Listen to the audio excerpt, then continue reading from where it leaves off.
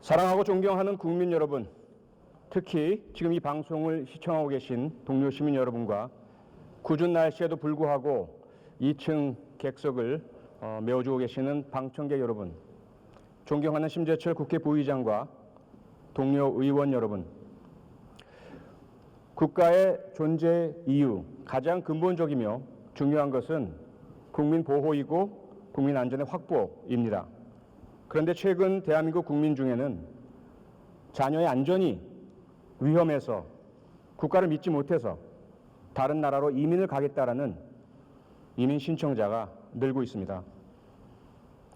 국가를 믿고 아이들을 수학여행 보냈다가 자녀를 잃은 부모들, 과연 그 사고가 왜 어떻게 생겼는지 철저한 진상 규명도 책임자의 처벌도 재발 방지 대책도 마련하지 못하고 있는 대한민국을 믿지 못한다는 이야기입니다. 여성들은 거리를 마음 놓고 다니지도 못하고 있습니다. 어린이들은 어린이집에서 지난 5년간 39명이나 돌연사를 당했습니다.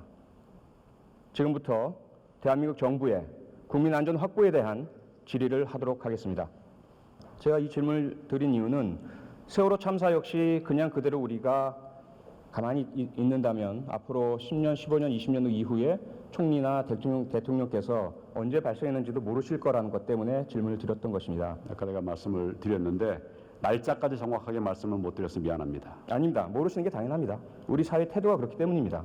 그리고 현재 삼풍백화점 사고의 피해 유가족들, 그리고 화성 시랜드 화재 참사에서 자녀를 잃은 부모님, 유가족 피해자들, 현재까지도 그 피해는 현재 진행형입니다.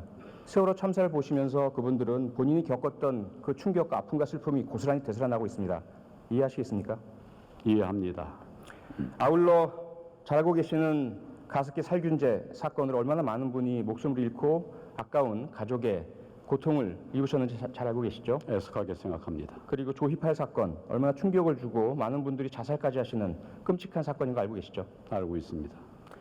세월호 참사는 말씀드릴 필요조차 없을 것 같고요. 최근에도 이번 해에도 구의역 참사, 정은호 게이트, 홍만표 게이트, 비록 구의역 참사를 제외한 정은호, 홍만표 게이트는 사람의 생명까지 앗아가진 않았지만 많은 분들께서 분노하고 계시고 이 모든 사건의 공통점은 바로 부패가 그 뒤에 도사리고 있다는 것입니다. 동의하시죠?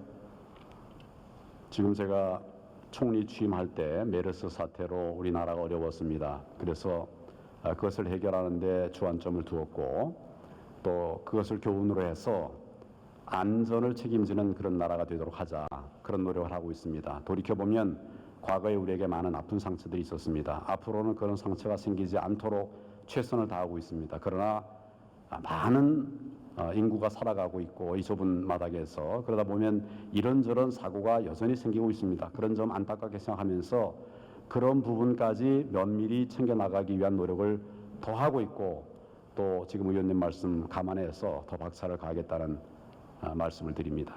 지난해 11월 14일 서울 광화문 광장에서는 민중집회라는 이름의 대규모 시위가 있었죠. 민중 총궐기라고 하는 집회가 있었습니다. 백남기 농민께서 경찰의 물대포를 맞고 쓰러지고 현재 8개월째 사경을 헤매고 계신 사실 알고 계시죠?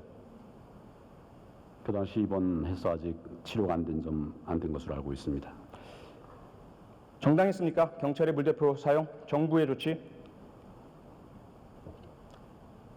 지금 그 부분에 관해서는 아직 결론이 나지는 않았습니다. 수사 중입니다만은 경찰은 경찰대로 안전 규칙에 따라서 그렇게 진행을 했던 것으로 보고를 들었습니다. 대한민국 최고의 법조인 중 한 분인 황교안 총리께서 너무나 잘 알고 계실 텐데요. 대한민국에서 정당 방위를 인정하는 요건 얼마나 까다로운지 알고 계시죠?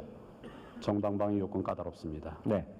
상대방이 먼저 폭력을 행사해야 하고 그리고 상대방보다 더 적은 피해를 스스로가 입어야 하고요. 상대방보다 더 심각한 무기를 사용하면 안 되죠.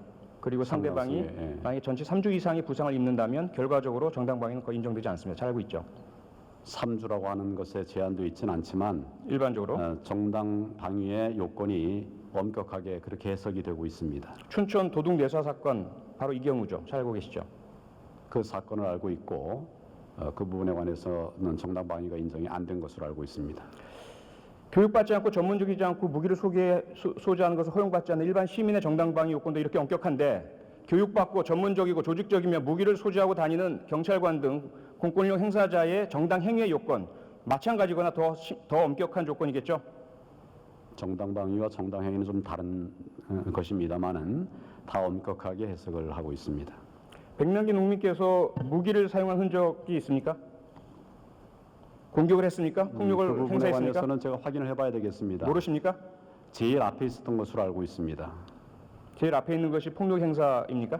시위대의 앞부분에서 폭력들이 많이 있었고 앞에 있었고 구체적인 그분이 어떤 일을 했었는지는 더 확인을 해봐야 되겠습니다. 유엔 특별 보고서에 따르면 한국 정부의 물대포 사용은 무차별적이며 그 경우에 따라서는 특정인을 겨냥하는데 이는 정당화되기 어렵다. 이 발표 동의하십니까? 반대하십니까? 우리 안보에 관해서 또 우리 안전에 관해서 우리의 법질서에 관해서는 또 우리가 그동안 해온 법이 있고 판례가 있습니다. 네, 그것에 따라서 해석을 해야 된다고 생각하고 그런 국제기구의 평가에 대해서는 저희가 충분하게 참고를 하겠습니다. 우리 법과 우리 판결 감사합니다. 어제 2016년 7월 4일 서울중앙지법에서는 경찰의 살수차 운영 지침에 따르지 않은 백남기 머리 부분에 직사살수하여 그가 바닥에 쓰러짐으로써 뇌진탕을 입게 하였고 쓰러진 이후에도 그에게 계속하여 직사살수를 한 사실, 같은 날 밤 시간 불상경 부상을 입고 응급 차량으로 옮겨지는 시위 참가자와 그 응급 차량에까지 직사살수한 사실이 인정된다. 경찰의 이 부분 시위 진압 행위는 의도적인 것이든 조작 실수에 의한 것이든 위법하다. 알고 계십니까? 보고 받으셨습니까? 어제 판결입니다. 그 판결을 보고받지는 못했습니다.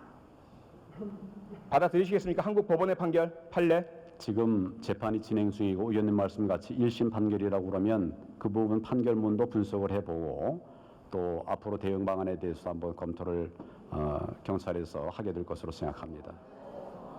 대한민국 국정 책임자로서 도의적으로 인간적으로 지금 사경을 헤매고 계시고 얼마나 더 버틸지 모를 70세의 노인 백남기 농민께 병문안 가시고 사과하실 용이 전혀 없으십니까? 그분에 관해서 제가 이 사태 직후에 아마 언젠가 안타깝게 생각한다는 말씀을 드렸습니다. 답변을 안 하십니까? 제 질문 그게 아니지 않습니까? 제가 이 사건에 관해서 제 입장을 지금 단계에서 말씀을 드립니다. 지금 단계에서 말씀을 드리는 것은 그것입니다.